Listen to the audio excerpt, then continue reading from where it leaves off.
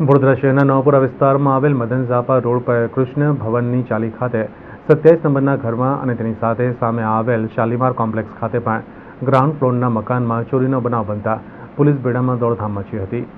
મળતી માહિતી અનુસાર કૃષ્ણ ભવનની ચાલ ખાતેના ઘરમાં ઘર માલિક અને તેના નવા ઘરે વેકેશન કરવા ગયા હતા તેમજ તેના મમ્મી ઘરમાં રહેતા હતા, પરંતુ તેમના મમ્મી રાત્રે કામ પર જતા હોવાથી ચોરે ઘરમાં તાળું જોઈને ફાયદો ઉઠાવી ઘરમાંથી 4 જોડી કાનની બુટ્ટીઓ, 1 જોડી સાંકડા અને 30,000 રોકડ રકમ લઈ ફરાર થઈ ગયા હતા। તેમના ઘરની ચોરીની જાણ થતાં ઘરના લોકો નવાપુરા પોલીસ સ્ટેશને ફરિયાદ કરવા ગયા હતા। ત્યારબાદ પોલીસે ઘરે આવીને તપાસ હાથ ધરી હતી।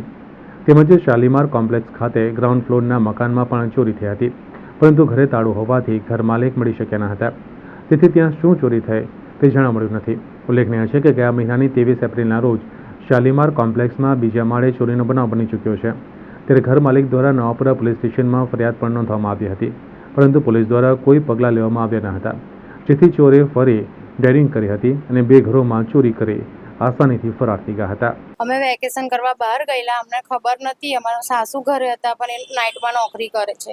તો સવારે 6 વાગે ફોન આવ્યો કે તમારા ઘરમાં લોકર પડ્યા છે, તિજોરી તૂટેલી બધી પડી છે। તો અમે આયા જલ્દી બધું જોયું, પોલીસને ફરિયાદ કરી, પોલીસ આવી, ખાલી લખાણ લઈને ગઈ પોલીસ, હજુ સુધીને કશું કોઈ નિકાલ આવ્યો નહીં કે અમને થોડી વારમાં ફોન કરીશું અને ચેકઅપ કરવા આવીશું, પણ કોઈ કશું કરવા આવ્યું નથી। હું તો નોકરી જતી રહું સંજુનીમાં રોજ નાઇટમાં, મને ખબર નહીં, મને આડોશી પાડોશીએ કીધું કે તમારું તારું તૂટ્યું, બસ એ મને ખબર નથી, પણ મારું બધું ગતું રહ્યું।